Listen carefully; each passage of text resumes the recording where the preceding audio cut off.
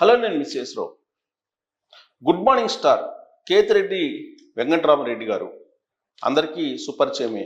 Social మీడియాలో ఎమ్మెల్యేగా ఉన్నప్పుడు ఆయన ప్రతిరోజు ఒక ఖరీదైనటువంటి కారులో ప్రజలకు ప్రత్యక్షం అయ్యేవాళ్ళు, ప్రజల ముందు. అలాగే ఆయన ధర్మవరంలో ఉండేటువంటి పట్టణ ప్రాంతాల్లో ఎక్కువగా ఆయన పర్యటించేవాళ్ళు, మార్నింగ్ వాక్ చేసేవాళ్ళు. దాన్ని సోషల్ మీడియాలో విస్తృతంగా ప్రచారం చేసేవాళ్ళు. నిత్యం ఆయన సోషల్ మీడియాలో అందరికీ అందుబాటులో అట్రాక్టివ్గా కనిపించేటువంటి వాళ్ళు. మరి అలాంటి ధర్మవరం మాజీ ఎమ్మెల్యే కేతిరెడ్డి వెంకటరామరెడ్డి గారి గురించి మనం ఇప్పుడు ఎందుకు వస్తుంది అని అంటే, ఆయన ఒక ఫామ్ హౌస్ని కట్టారు. ఆ ఫామ్ హౌస్ ఎక్కడుంది? గుర్రంకొండ మీద ఉంది, గుర్రాల కొండ మీద ఉంది. ఆ గుర్రాల కొండ అనే దాని ఆ ఫామ్ హౌస్ కట్టినటువంటి ప్రాంతము, ఆ ఫామ్ హౌస్లో ఉండేటువంటి కొంత భాగము ప్రభుత్వ భూమి అని చెప్పి ఇప్పుడు రెవెన్యూ శాఖ గుర్తించింది. దాంతో ఆయనకి నోటీసులు ఇచ్చారు. ఆ నోటీసుల మీద కోర్టుకు వెళ్ళారు. కోర్టు ఆ నోటీసుల్ని ఆయన వేసినటువంటి పిటిషన్ కొట్టేసింది. దీంతో అక్కడ ఉండేటువంటి ఆక్రమిత భూమిని స్వాధీనం చేసుకోవడానికి అధికారులు వెళ్ళినటువంటి సందర్భంగా ఆ ఫామ్ హౌస్కి తాళం వేసి వెళ్ళిపోయారు ఆయన. సో అక్కడ సీజ్ చేసేటువంటి ప్రయత్నం చేశారు అధికారులు. ఆయన్ని అరెస్ట్ చేయాలని చెప్పేసి ఇప్పుడు కంప్లైంట్ కూడా చేశారు. ఎందుకంటే ఆయన ఫామ్ హౌస్లోకి వెళ్ళి వీళ్ళు రెవెన్యూ వాళ్ళు ఆల్రెడీ ఐడెంటిఫై చేశారు. ఐడెంటిఫై చేసినటువంటి భూమిని గుర్తించి అక్కడ దాన్ని సీజ్ చేయాలి. బట్ వాళ్ళ అధికారులు రాగానే ఈయన ఫామ్ హౌస్ తాళాలు వేసుకుని వెళ్ళిపోయారు అనేది ఇప్పుడు సోషల్ మీడియాలో వైరల్ అవుతున్నటువంటి న్యూస్. ఆయన ఎమ్మెల్యేగా ఉన్నప్పుడు చెరువులను ఆక్రమించారు అనేది ఆయన మీద వచ్చినటువంటి పెద్ద న్యూస్, ప్రముఖ పత్రికల్లో వచ్చినటువంటి న్యూస్. దాని మీద ఆయన రియాక్ట్ అయ్యారు, ఖండించారు. కానీ ఇప్పుడున్నటువంటి ప్రభుత్వం వచ్చిన తర్వాత ఎంక్వైరీ చేస్తే ఎంక్వైరీలో తేలింది ఏంటంటే, ఆక్రమిత భూమి ఎంత ఉందంటే దాంట్లో సర్వే నెంబర్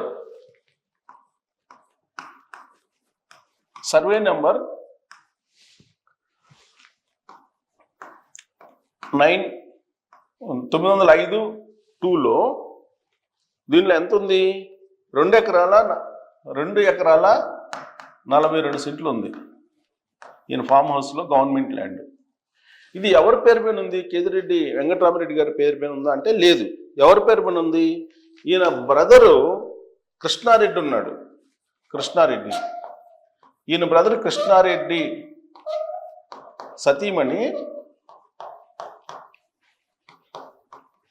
సతీమణి పేరు ఏంటి? వసుమతి. ఈ వసుమతి పేరు పైన ఆ 2 ఎకరాల 42 సెంట్లు ఉంది వసుమతి పేరు పైన. సో ఈ భూమిని, ఇది ఎక్కడ ఉందంటే గుర్రాల కొండ దగ్గర ఉంది.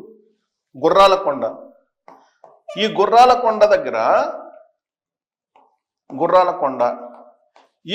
కొండ దగ్గర ఫామ్ హౌస్ ఉంది. కేతిరెడ్డి వెంకటరామరెడ్డి గారి ఫామ్ హౌస్ ఉంది. ఈ ఫామ్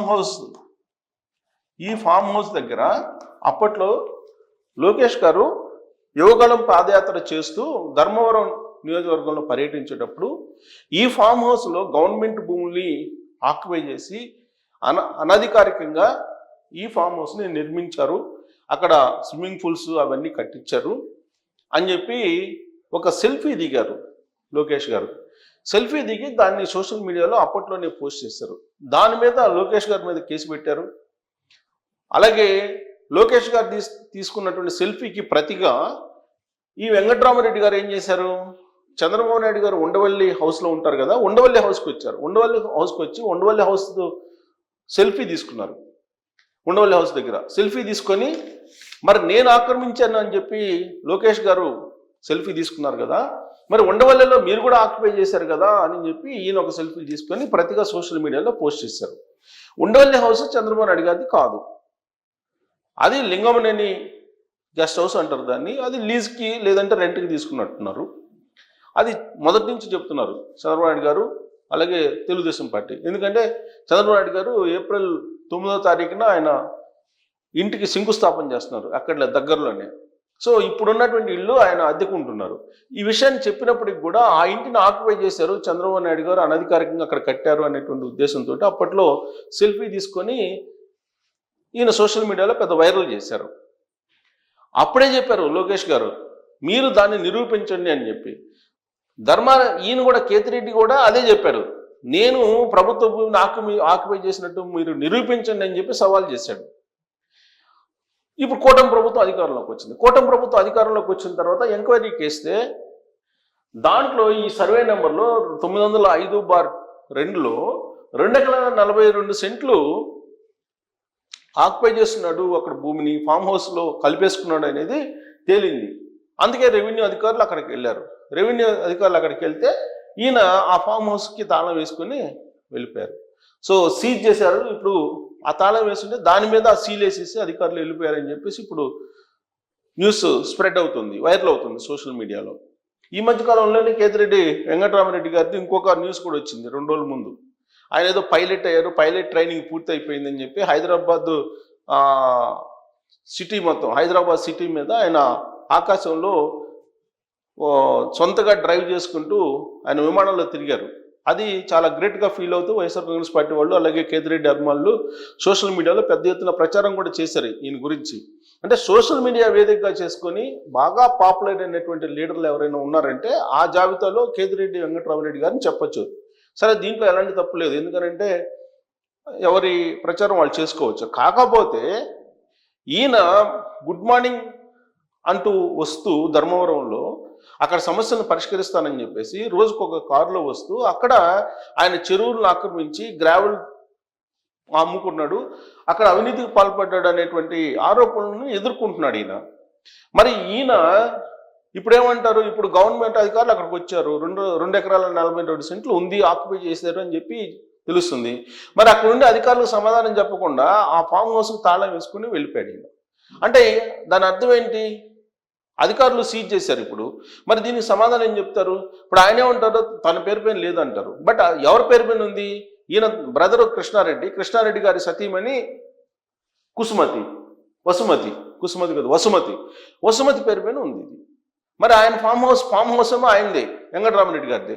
మరి వెంకటరామరెడ్డి గారి ఫామ్ హౌస్ మీద మొదటి నుంచి కూడా ఆరోపణలు ఉన్నాయి. అక్కడ కొన్ని వేల కోట్ల రూపాయలు ఖర్చు పెట్టి అక్కడ మొత్తం విలాసవంతమైనటువంటి ఫామ్ హౌస్ నిర్మించారనేది ఆయన మీద ఉన్నటువంటి ఆరోపణ.